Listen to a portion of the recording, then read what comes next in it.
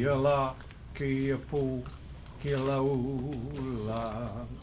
Iala, iala, iala e. Ialoe e.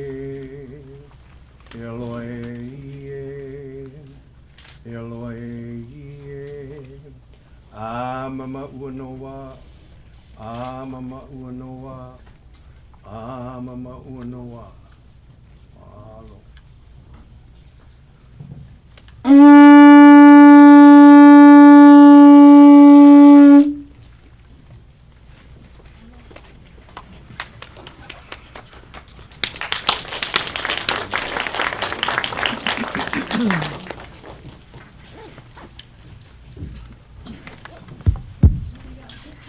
Aloha and welcome everyone on this Sunday evening to the 37th Annual Hawaii International Film Festival presented by Halekulani. And tonight is the world premiere, A Point of No Return. Can we have a round of applause for Point of...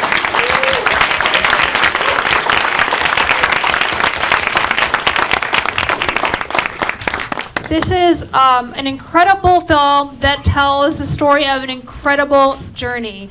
And we're thrilled that we're honored that we actually have the filmmakers here with us tonight, as well as the pilot, one of the two pilots featured in the film. I'm going to bring them forward in just a few moments. I just want to go over my quick housekeeping bits before we get started.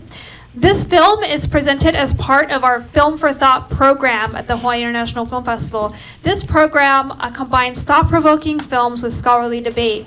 As a part of this program, after the screening, we will have a special extended Q&A with Professor Patricia Halago from University of Hawaii. Patricia, are you here? She's right here. She will be hosting a Q&A discussion with us after, so please stay for that discussion. Also, if you like today's screening, please check out some of the other films in the Film for Thought program. It's an incredible lineup of films from here in Hawaii as well as around the world. Because I'm really, really honored to bring down Noel Dockstader and Quinn Kanalay with us today, the directors of the film.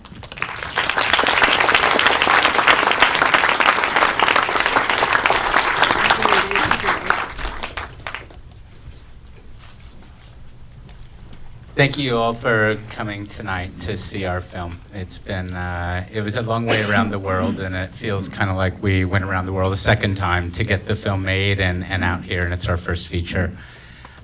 First, we want to thank Kahuna for his blessing of the film. He was here to bless the plane and to send it across the Pacific.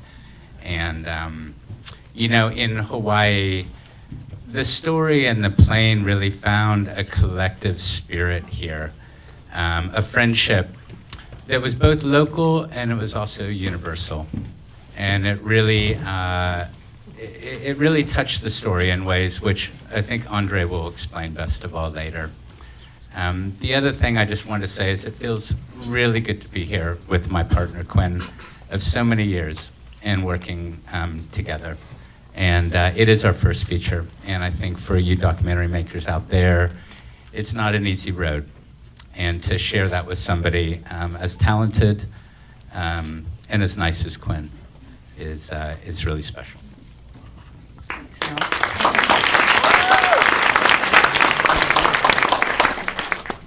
Yes, as Noel said, this has been our own journey as filmmakers as we followed this incredible journey around the world. And this amazing flight was not fueled only by sunlight. It was fueled by so many people. Two daring, incredibly brave pilots, of course, but their team behind them, many of whom worked for 10 years to complete this vision of having a plane fly around the world with no fuel and start a new chapter in history. And for us as filmmakers, we started out as two, walked out the door and do different parts of the world. And slowly, people came along and followed this vision, not because of us, but because of this incredible story. And so there's this amazing collective spirit that hopefully you will witness in this movie as people are touched around the world. And it's what made this film possible, with all of our amazing crew that worked on it, all of our incredible, passionate funders, and our collective spirit as well, which you touched upon. So we had hard, long nights working to make this, get it ready for you this day. So thank you all for taking your time to come watch it. We hope you enjoy it, and we can talk later.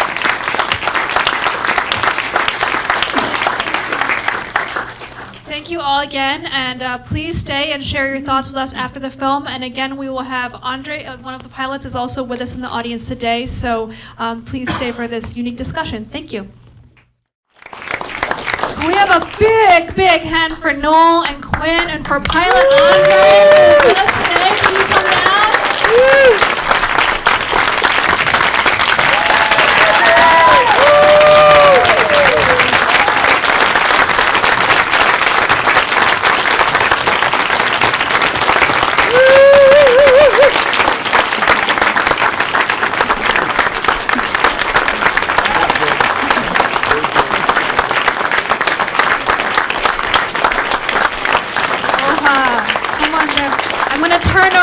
The microphone to Patricia here, and I'm going to grab you all some other microphone.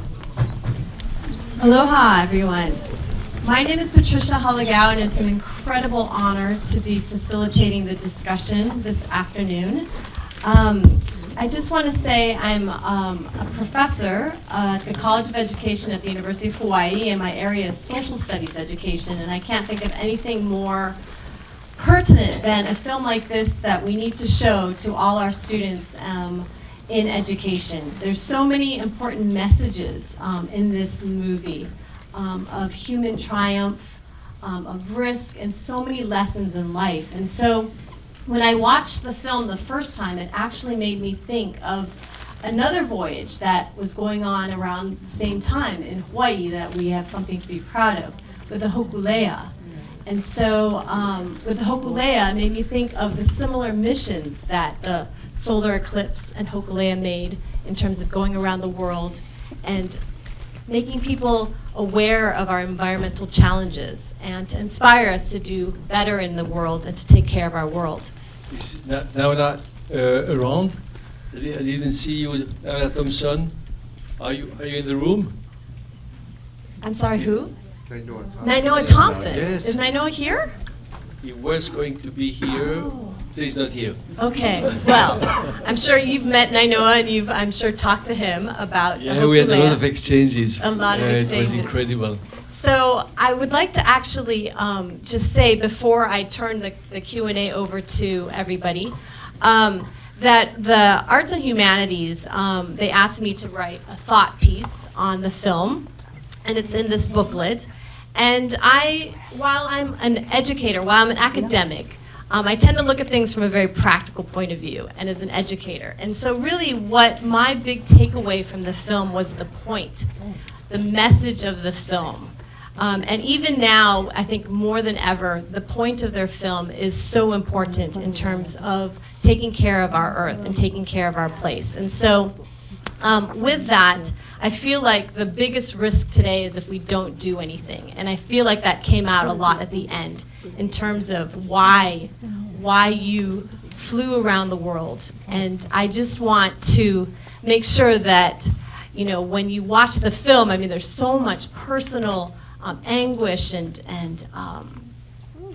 decision making and fear and triumph that's going on, that we don't lose the main point of why you traveled around the world. And so I thank you so much for that, for waking us up, for inspiring us, for traveling alongside Hokulea from the top as we were from the ocean, and thank you for everything that you did. And so I want to just turn the questions over to the audience, because I'm sure you have a lot of questions. There are so many that were going through my mind again, as this was the fourth time I viewed this film.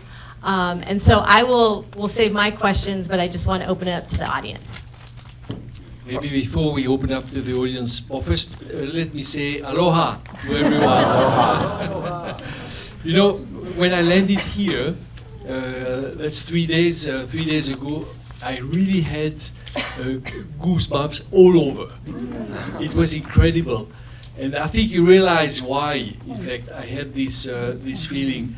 And I think coming back to Hawaii, and Hawaii will remain a place so special in my life, that I think each time that I have the chance to come back, I will have this feeling. And I think it's the result of what you have seen. It's the result of this, beautiful movie that both of you directed. They followed us day and night, at the doorstep, at the room every morning when we would go up at 1 o'clock to go to the airplane.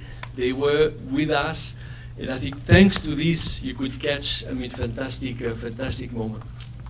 So great pleasure to be back, and it was so.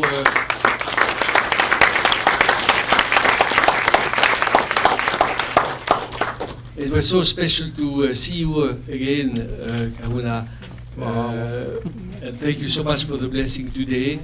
And you also gave your blessing to the airplane, to the entire team. And as I told you, in fact, this carried us through the different steps up to Abu Dhabi. I said uneventful, but there was an event which were a little bit special, as you have seen. But it was with us all the time, so great pleasure to see you again. Bertrand will have loved to be with us, as you can imagine. For me, it was an incredible coincidence because I planned since a long time to be in California last week and next week, and so I had the chance, in fact, to take the weekend and to be part of this event today. But I know that he sent all of you. His best regards, and all his thoughts are with us this evening. Wonderful. I just wanted to ask the directors if they had anything to say offhand before we turn it over to Q&A. This is the first time you've seen it on big film like this. Yes. Well, you know what? My favorite part was hearing all of you laugh at different moments because we've been living with this film for a year, editing it. And, we give it to advisors and people to watch, but it's really lovely to hear that response from all of you. So thank you for coming. And first wanted to say thank you, Andre, and to Bertrand, for letting us follow you and letting us knock on your door and opening up your life to us to be able to share this incredible journey with all of you and hopefully with the world. And we've talked about it. It's really impacted our lives to be a part of it, just on a personal level, in so many different layers. And so we feel grateful that we got to make this movie. And just want to also say that as you saw different people in the messages kind of responding to Solar Impulse along the way, people watching from their desks at home with their families glued to the computer as they were at work, that was one of the most incredible things, I think, for us to see. And I want to also just have somebody stand up in the audience, because for us as filmmakers, we went out alone and we had somebody come in and support us and see the shared vision, which is Ian Reinhardt, our executive producer. Can you stand up, please?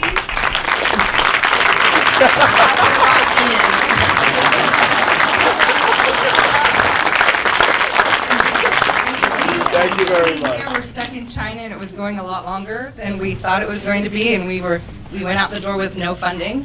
And Ian came along and believed in this story and believed in us and these guys. I think he was betting on them making it, and he supported us. So thank you, Ian. And Love you guys. Next question. We love you too. I think Quinn said it in the beginning really well. I think it, like the plane itself, there is a lot fueling the film. It was our first feature film. We've done a lot in television for National Geographic and PBS and people like that. And we learned so much. We learned about collaboration. We learned about teamwork. We learned about trust. We learned about what really counts. We learned to slow down sometimes is the best way to move forward and to see what's going on in the world. And the meaning of adventure, to be human, to make change, is so important. because we really are facing some really difficult times. And during that flight, I mean, one of the great moments, I mean, it's an incredible adventure, but the signing of the climate change agreement, which during the editing, unfortunately, our country pulled out of. And that's hard to take. But I think what we learned on this journey, and what we learned from people like Andre and Bertrand, and what I learned from my partner Quinn, and all the people of Solar Impulse, all the people on the team, is to keep going. And to take the chances we need to take in life to make the changes that we need to make, so that life can continue for our children and our grandchildren and so on and so on. And that's the meaning of the film, I think, for us. Yes. Let's get to the questions. Okay, great. We have a question right here. Do you mind shout? Well, okay. Okay, thank you. I have a comment for the movie makers and a question to Andre Borschberg. As a Swiss, I'm very happy that you made this documentary movie, so thank you very much. But as someone who lives in Hawaii and who is also at the University of Hawaii, I was surprised that you didn't mention that the University of Hawaii gave Solar Impulse the use of its hangar. And not just for a few days or a few weeks, but for the whole 8 or 9 months. And we've seen what happened to Solar Impulse in Japan when it was exposed to the elements. So, I don't know, maybe you can still add that something at some point. You know, boy, there are so many people to thank.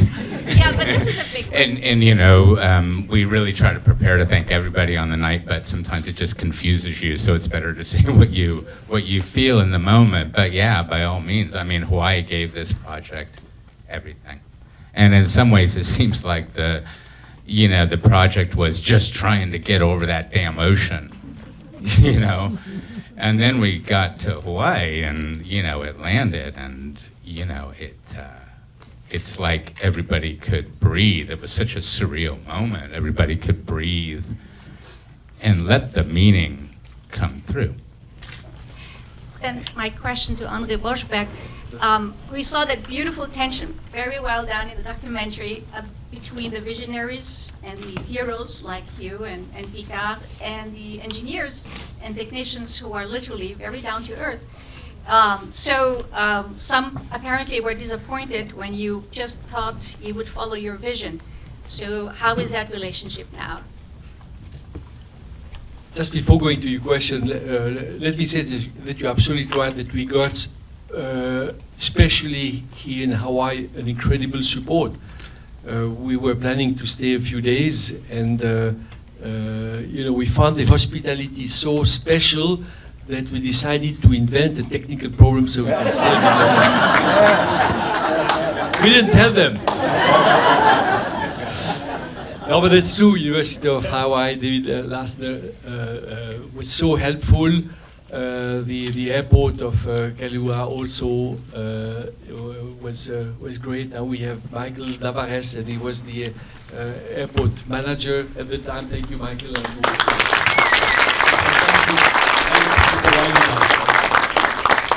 So coming back to your question, that's true. That was extremely interesting moment.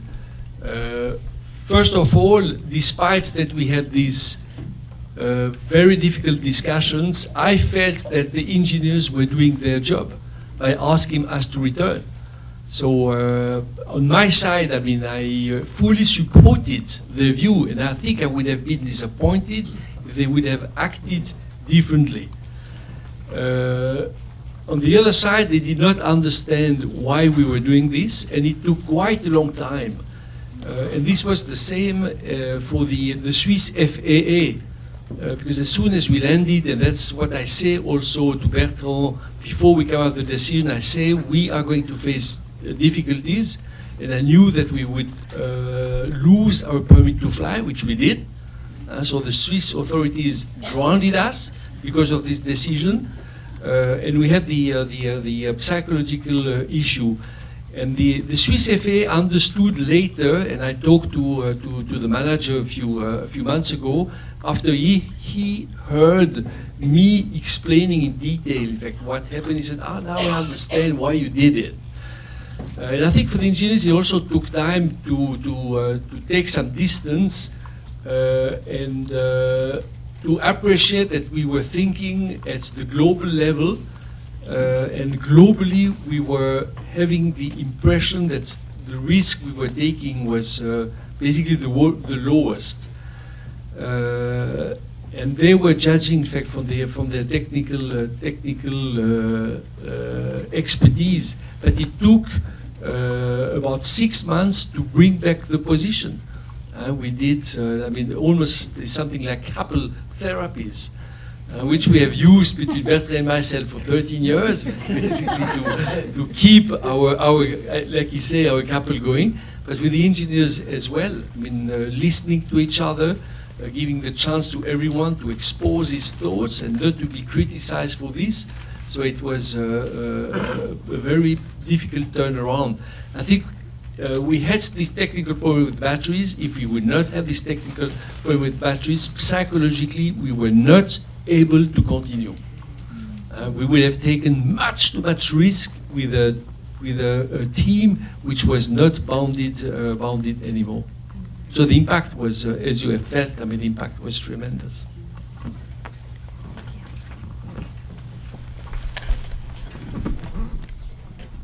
Aloha.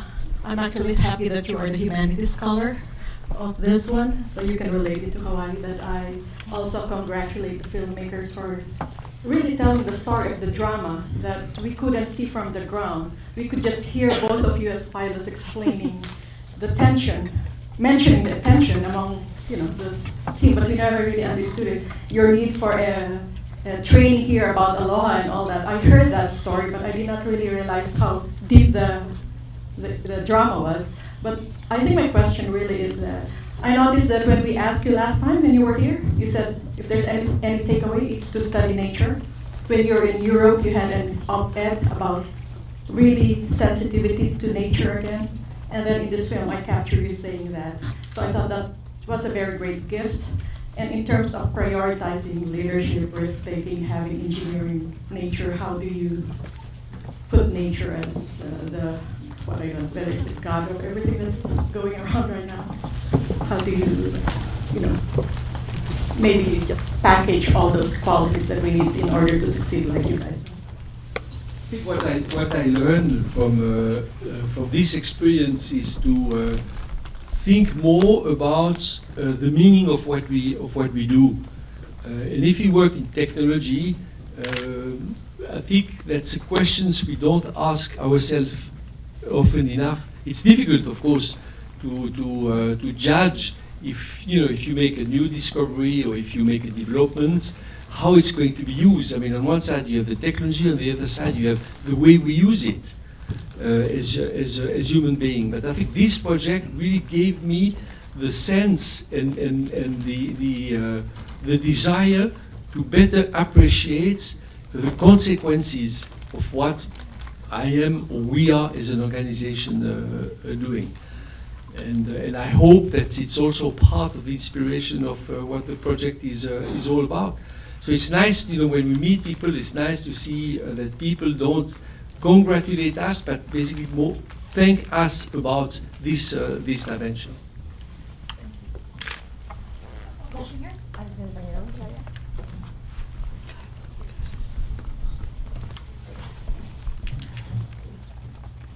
My name is Matthew Mangold. I had a question for Mr. Borschberg. I'm a freshman major in astronomy at the University of Hawaii at Manoa, and I remember when Mr. Because spoke to me one-on-one, he told me that he was inspired by the astronauts, and I heard that you were planning on a futuristic project for Solar Impulse. Is Solar Impulse planning on making a difference in the field of astronomy? Is Solar Impulse going to do what? Is Solar Impulse going to establish a more higher engineering feat in the field of astronomy? Because we've crossed the Pacific through the sky. Are we going to do something more colossal, probably close to space travel? something similar? You're going to the moon in a couple of weeks, right? No, but you are right to ask the question. You know, on one side, the flight around the world is over. On the other side, I would say the project is starting, at least continues. And we have different dimensions on this project. One which is very important is it's about the meaning of what we have done and the message which is around through the discussion of the former Secretary of the United Nations, Mr. Ban Ki-moon. The goal is to make people understand about the potential of clean technologies. If we could make our world more efficient using the technology we have, we'll end up by developing new products, new industries, new jobs. So it's an opportunity. We hate to hear climate change being a problem. We don't know, in fact, I mean, who influenced the climate. We certainly do a little, but there are other factors. But what we are sure about is that there are fantastic opportunities to develop clean technologies. Tesla is a good example. We needed a software specialist to demonstrate to the people in Detroit that it's possible to have an electric car. It's incredible. But that's the world in which we are living today. So in terms of technology, what we do now is to be part of what I believe is the starting of a revolution, is to make airplanes flying electric. We heard Bertrand talking about this. You will see electric airplanes. You will see first training aircrafts for aero clubs, because that's the aircraft which stay in the base, so it's easier basically to recharge. You will see transport airplanes, maybe 30, 50 people, and this in now 5 to 10 years, maybe more 10 years. You will see vertical takeoff airplanes replacing noisy helicopter flying electric. So if you study this field, I'm sure you can be part of this fantastic development. And with samples, what we could do, I mean, as you think about space, we could have the same unmanned, flying in the stratosphere, doing the job of satellites, but in a cheaper way, and with the possibility to bring them down again. The problem with satellites is that they pollute the sky. They stay even if they stop working, and of course, in the long run, that's going to be a next polluted era that we will have to solve. Thank you. We have room for one more question. Okay, up in the audience. Aloha. I have a more sort of practical question, and that was sleep management. It seemed as though that you could only sleep in short bursts, and you had a fairly complicated flight profile. And did you, I guess my questions are, did you try to sync up your sleeping with your profile, sleep more during certain parts? And second, when you woke up, how long did it take you before you felt that you were functioning well? Yes, sleep was very interesting. Ideally, in fact, it would have been if we could have slept about an hour and a half, which is the cycle that we have during the night. We have a cycle, we go in deep sleep, then we get out of deep sleep, and this lasts an hour and a half. So if we could have had electrodes waking up at the right moments, I think this would have been ideal. But we believed, and I think we were right to believe it this way, that we could not let the airplane alone more than 20 minutes. And so we decided, and I tested it many times during my vacation. I mean, during my vacation, I took 3-4 days where I slept 6 times 20 minutes every 24 hours just to see how I would react. And I felt it being a good optimum between sleeping enough to recover, but not too long to put us in danger, letting the airplane fly by itself. And as we were discussing about Nigel Thompson, he explained me that the navigators at the time used the same techniques.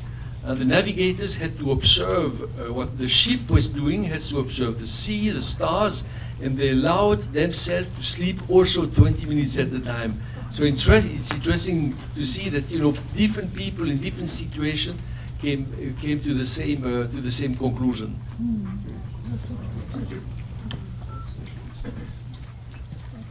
I'm so sorry. I know you'd like to ask more questions, but our members here will be outside from the theater if you want to talk to them later. But I just want to say it's been an incredible honor to have the film and to have the pilot, the two co-directors here. And I'd like to encourage everyone to fill out the audience ballot in regards to Point of No Return. And mahalo and thank you so much.